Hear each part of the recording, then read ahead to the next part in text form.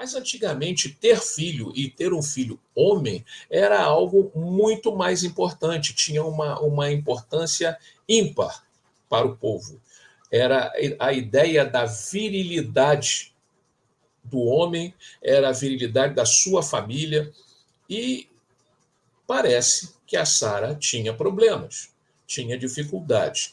E a Sara, que era a esposa de Abraão, ela sugeriu, fala tio Ulisses chegando por aqui também, um abraço. Ela sugeriu que Abraão tomasse como sua concubina, talvez, não sei naquela época como é que dava o nome, mas a sua escrava Agar, e que buscasse ter um filho com ela.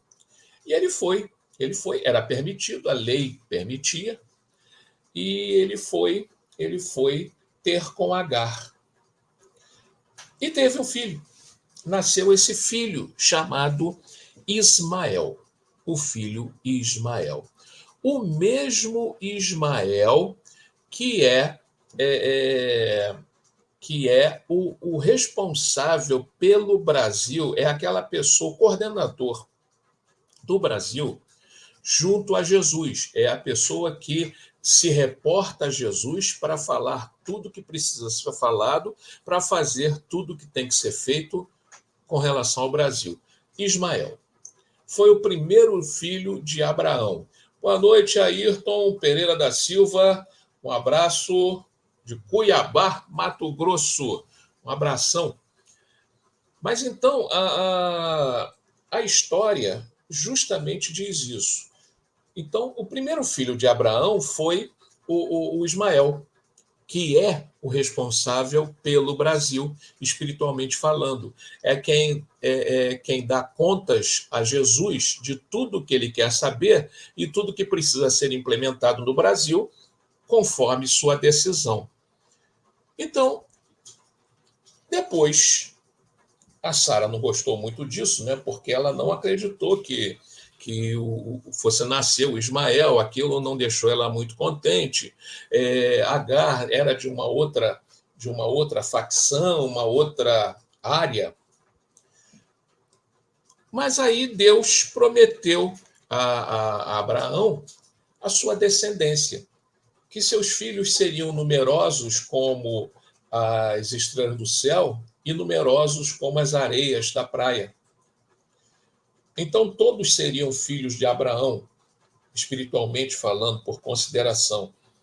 E que ele, mesmo idoso, ele seria pai, junto com Sara, de uma criança. E assim foi feito. Depois, um tempo depois de nascer Ismael, nasceu Isaque, filho de Abraão. E, desde então, Isaque passou a ser como se fosse o primogênito de Israel, do sionismo. E o Ismael era dos árabes, dos muçulmanos. Então, foi aí que começou a grande discussão, foi aí que começou a grande situação da guerra. Só que Ismael era um grande administrador, era um grande negociante, enriqueceu muito rapidamente. Mas os que seguiram Ismael eram mais duros, eram mais brutos, eram pessoas mais voltadas para a guerra. Então, era normal se falar em morte, morte, morte ao inimigo, morte àquele que se opõe, morte àquele que não aceita o Senhor do jeito que o Senhor é, morte àquele que não aceita as nossas decisões, as nossas deliberações. Morte, morte, morte. Tanto que, naquela época, já existia os cortes de órgãos. Então, quando Jesus fala que quando a sua mão for motivo de escândalo, cortai-a. Porque era natural naquela época falar isso. E era natural fazer isso, como hoje ainda. Os islâmicos, quando existe um roubo, eles automaticamente prendem a pessoa e amputam a mão direita. Entendeu? Então, amputam a mão direita. Isso é o normal. E existe uma outra passagem que foi lembrada no evangelho de hoje, que é: se seu olho for motivo de escândalo, também arrancai-o. E às vezes a gente faz dos nossos olhos, da nossa língua, do nosso coração, naturalmente do cérebro, né, o pior que a gente poderia fazer. Então, a ideia de arrancaia, não exista, não aceite, tire fora aquilo que não presta, extirpe. Extirpe a mão, extirpe o olho, porque não precisa disso, você não precisa desses órgãos sendo pecador, você precisa deixar de ser pecador. Tá? Chegando o nosso Almir Rogério também, Aparecido de Oliveira. Tudo bem, Almir? Obrigado pela sua presença, pelo seu carinho.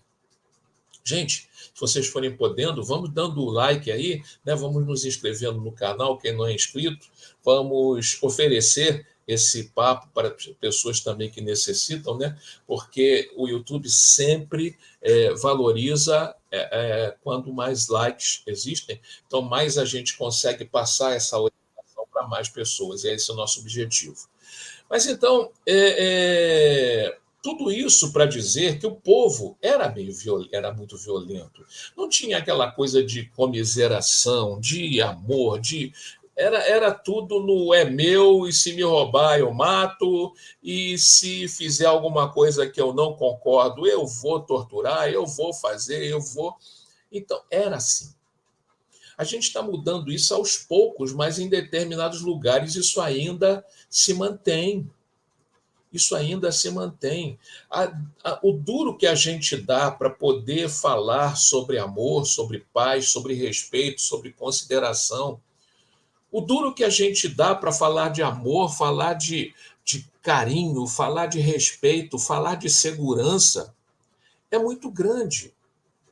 E as pessoas ainda têm muita dificuldade de entender. E por que tanta dificuldade de entender? Porque as pessoas, de um modo geral, ainda não aprenderam aquilo que precisa ser aprendido. Celina Julie Pissó chegando por aí também. Boa noite, Celina, boa noite a todos. Então, a gente não aprendeu. A gente sofre porque a gente não aprendeu. Jesus não quer que a gente se mutile, que tire uma mão, que tire uma orelha, que tire um olho, um pé. Não. Jesus não quer isso da gente. Nunca quis. Nunca quis. Esse nunca foi o objetivo de Jesus. O objetivo de Jesus é que a gente, vendo a gravidade que é, ele falar, é melhor que perca, que corte, que tire, que ampute. Então, para de pecar, que é melhor. Não faça. Para de fazer essas bobagens.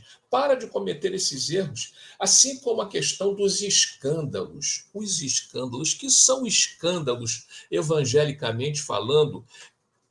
Escândalo é tudo aquilo que vai contra aquilo que Deus pede de nós, aquilo que Jesus ensina, aquilo que o Criador fez a gente para ser. E uma vez assistindo, eu não canso de contar isso, uma médium famosa, mas cujo nome eu esqueci, não gravei o nome dela, mas ela disse, estava incorporada. Então ela disse, sabe por que Jesus evoluiu muito e evoluiu na frente de todo mundo? Simples, porque Jesus fez as melhores escolhas, fez as escolhas corretas. Então, por isso, Jesus subiu, e subiu muito, e subiu rápido. Não é? Então, as pessoas às vezes não entendem. Nós, por que nós estamos assim? A gente não é racionalmente coerente, que as escolhas que a gente faz são erradas.